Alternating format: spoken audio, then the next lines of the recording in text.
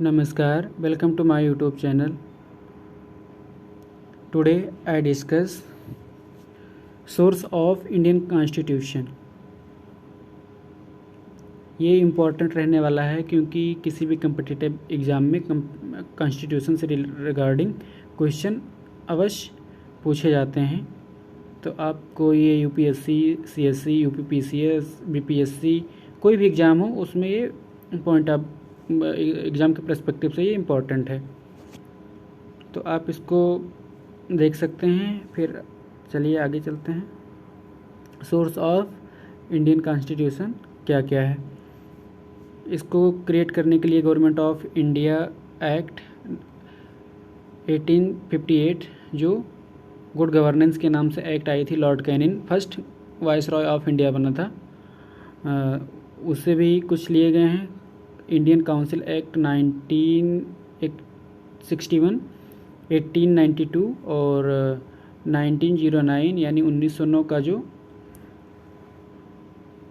मोरलेमेंटो reform act आया था, जिसे कम्युनल एक्ट भी इंसर्ट किए गए थे इसी एक्ट के through. Government of India act 1919 Chelmsford का एक्ट है और गवर्नमेंट ऑफ इंडिया एक्ट 1935 से इसमें सारे लिए गए हैं। फिर इंडियन इंडिपेंडेंस एक्ट भी इसमें इंक्लूड है। फिर लॉ जो प्रोवाइड किए गए इनका बहुत सारी चीज़ों से इसमें सम्मिलित किए गए, इनकॉर्पोरेट किए गए हैं, keeping in the mind of circumstance of India. और जो भारत का संविधान है उसका एक आउटकम है जो सेवरल कॉन्स्टिट्यूशंस को प्रिंसिपल्स को पढ़े गए हैं, कुछ अडॉप्ट किए गए हैं, बोरोड किए गए हैं। उसमें आप देखेंगे तो अमेरिका के, यूके के, फ्रांस, आयरलैंड और साउथ अफ्रीका, जर्मनी, ऑस्ट्रेलिया, बहुत सारे कंट्रीज से थोड़े थोड़े चीज़ें स्टडी करके ड्राफ्टिंग कमेटी के द्वारा इसको क्रिएट किया गया है। और हमारे जो संविधान निर्माता थे उन्होंने ट्राई किया है कि बेस्ट कॉन्स्टिट्यूशन क्रिएट किया जाए। और वैसे भारत का जो संविधान है ये वर्ल्ड लेंथीएस्ट कॉन्स्टिट्यूशन माना जाता है क्योंकि इसमें टोटल 395 आर्टिकल, 395 और इसमें 8 शेड्यूल थे। 4 टाइम टू टाइम ऐड किए गए। लैंड रिफॉर्म के time 9th schedule, 10th anti defection के लिए, 11th लोक पंचायत इलेक्शन के लिए, 12th म्यूनसिपालिटी के लिए।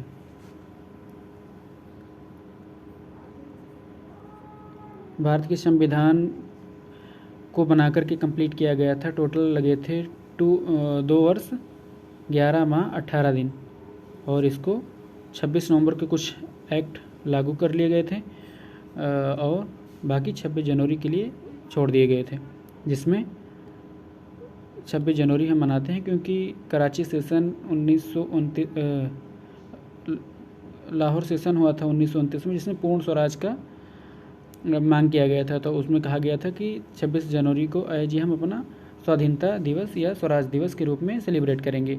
तो इसीलिए हमारे संविधान को 26 जनवरी 1950 को अपनाया गया। और इस संविधान में आप देखेंगे तो आपको कल्चर, रिलीजन, लैंग्वेज और बहुत सारी चीज़ को इसमें अंगीकार किया गया है। आपको कल्चरल आइडेंटिटी के लिए अपना जो भी है आर्टिकल 29 के तहत आप कर सकते हैं। इंडियन कॉन्स्टिट्यूशन जो है विश्व का सबसे लॉन्गेस्ट रिटन कॉन्स्टिट्यूशन है और 1 एलिमेंट इसमें ऐसे ऐसे ऐड किए गए हैं जो कि डिफरेंट सोर्स से इसको लिए गए हैं। और कॉन्स्टिट्यूशन असेंबली के द्वारा इसको सेवरल कॉन्स्टिट्यूशन को देख के उसमें से कुछ एक्सपेक्ट को सम्मिलित किया गया है, इंडिया को डाइवर्सिटी को ध्यान में रखते हुए। ड्राफ्टिंग कमेटी के अध्यक्ष थे भीमराव अंबेडकर जी थे। और यदि अब देखा जाए तो इसमें टोटल 450 से ज़्यादा आर्टिकल हैं, 12 शेड्यूल हैं और बहुत सारी चीज़ इसमें इंक्लूड हैं। और ये क्लियरली भारत की विविधता को एकता में पिरो करके सबको सम्मिलित कर रखा है। आप इसमें देखेंगे तो जो बड़े बड़े घटनाएं हैं इसमें आपको मिल जाएंगे। फर्स्ट है उसकी जो मीटिंग हुई थी 6 दिसंबर 1946 को, सेकेंड 11 दिसंबर को, जिसमें राजेंद्र प्रसाद को एज ए चेयरपर्सन इलेक्ट किया गया था कॉन्स्टिट्यूंट असेंबली का। 22 जनवरी को जो देखा जाए तो ये नेशनल फ्लैग को अडॉप्ट किया गया था। 15 अगस्त 1947 को देखा जाए तो ड्राफ्टिंग कमेटी अपॉइंट की गई थी, जिसमें भीमराव अंबेडकर को एज ए चेयरपर्सन बनाया गया था। 16 जून की जुलाई का अगर देखा जाए तो इसमें कॉन्स्टिट्यूशन ऑफ इंडिया पास किया गया था और इसको असेंबली में अडॉप्ट किया गया था। 22 जनवरी को अगर देखा जाए तो कॉन्स्टिट्यूशन ऑफ इंडिया को फोर्स में लाया गया था और इसको टोटल 2 वर्ष 11 माह 18 दिन लगे थे टोटल बनाने में, और इसका टोटल खर्चा आया था 40 लाख रुपए बनाने के लिए। 9 दिसंबर को 1946 को प्रेसिडेंट अपॉइंट किए थे राजेंद्र प्रसाद और वाइस प्रेसिडेंट इसके थे H.C. मुखर्जी और कॉन्स्टिट्यूशन लीगली एडवाइज़र थे बी एन राव। 13 दिसंबर को ऑब्जेक्टिव रेजोल्यूशन निर्विरोध तरीके से अडॉप्ट किया गया था। 22 जुलाई 1947 को इंडिपेंडेंस ऑफ इंडिया को इसमें इंक्लूड कर लिया गया था। Dominion of India and dominion of Pakistan create किए गए थे। 29 अगस्त को अगर देखा जाए तो इसमें अलॉन्ग विथ H.C. मुखर्जी को और उनको second vice president of constituent assembly भी बनाया गया था। 26 नवंबर को ये तैयार हो गए थे, जिसमें 395 आर्टिकल, 8 शेड्यूल और 22 पार्ट, इसमें 22 पार्ट्स थे और 26 जनवरी को तो हमारा संविधान लागू कर लिया गया था। कॉन्स्टिट्यूशन ऑफ इंडिया के अगर प्रेम्बल की बात करें तो इसमें था be the people of India have solemnly resolved the constitute India into a sovereign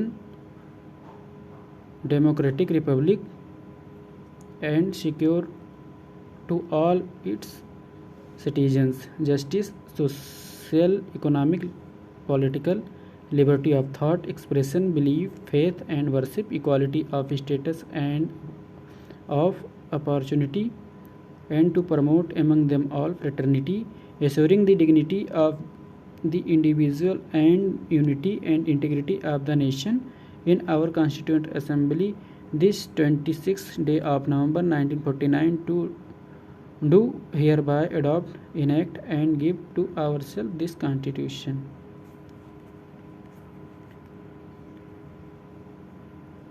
Bharat का जो संविधान है ये federal features of Indian constitution को प्रमोट करता है, जैसे written constitution, dual government of polity state and centre पे, independence judiciary, bicameral legislature है, यानी हमारे यहाँ लोकसभा राज्यसभा 2 हाउसेज हैं, डिवीजन ऑफ पावर है, centre state and municipality, supremacy of Indian constitution, supreme court of India is known as the guardian of custodian of Indian Constitution। जो burrowed किए गए हैं फीचर्स के बारे में इंडियन कॉन्स्टिट्यूशन के, अगर UK government of India act से देखें तो उसमें federal schemes, office of governor, judiciary, public service commission जैसे UPSC, UPPCS या अदर स्टेट PCS हैं, emergency provision and administrative details government of India act से लिए गए। ब्रिटिश कॉन्स्टिट्यूशन से देखें तो parliamentary form of government, rule of law, legislative procedure, single citizenship, cabinet system, prerogative writs 5 प्रकार के होते हैं। Parliamentary privilege, by cameralism. Ireland के कॉन्स्टिट्यूशन से देखें तो DPSP लिए गए हैं, जो आर्टिकल 36 से 51 तक इसमें इंक्लूड है। नॉमिनेटेड मेंबर ऑफ राज्यसभा भी आयरलैंड से मेथड लिए गए हैं। इलेक्शन ऑफ प्रेसिडेंट जो मेथड होता है वहाँ से अडॉप्ट किए गए। अमेरिकन कॉन्स्टिट्यूशन से देखा जाए तो fundamental rights, independence of judiciary, judicial review, impeachment of president, removal of the supreme court and high court जजेस, पोस्ट ऑफ वाइस प्रेसिडेंट भी अमेरिका से अडॉप्ट किया गया है। कनाडियन कॉन्स्टिट्यूशन से देखा जाए federation with unitary bias, residuary power vested to centre, appointment of governor by centre, advisory jurisdiction of supreme court, सारा कनाडियन कॉन्स्टिट्यूशन से लिया गया। ऑस्ट्रेलिया कॉन्स्टिट्यूशन से देखा जाए तो इसमें concurrent list, freedom of trade, commerce and intercourse, joint sitting of to houses of the parliament. Article 108 इस बारे में बात करता है कि जॉइंट सिटिंग किए जा सकते हैं, जो लोकसभा के स्पीकर इसको करेंगे। जापान से अगर देखा जाए तो law on which the supreme court function from Canada से ये तो किए जा चुके हैं। और यूएसएसआर से फंडामेंटल ड्यूटीज़ 5 ईयर प्लान्स, ये यूएसएसआर जो कि वर्तमान टाइम पे रसिया से लिया गया है। तो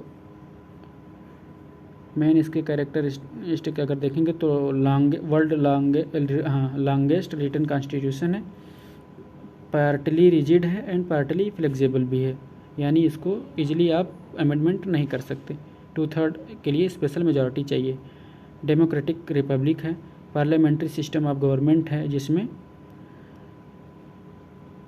लोकसभा, राज्यसभा एवं प्रेसिडेंट हैं। इसमें हमारे यहाँ प्राइम मिनिस्टर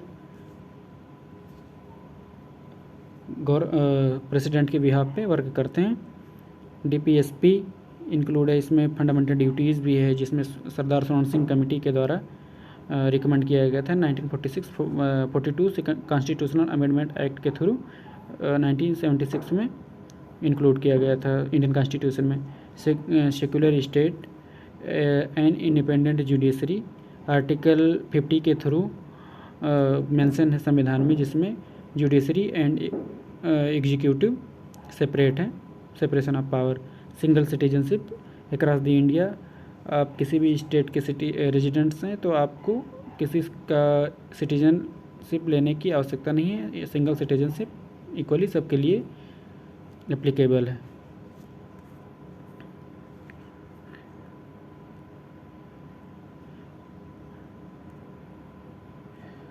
थैंक यू। अगर मेरा ये वीडियो आपको पसंद आया हो तो please like, share and subscribe ज़रूर करें, अपने दोस्तों के साथ शेयर भी करें। थैंक यू, नमस्कार।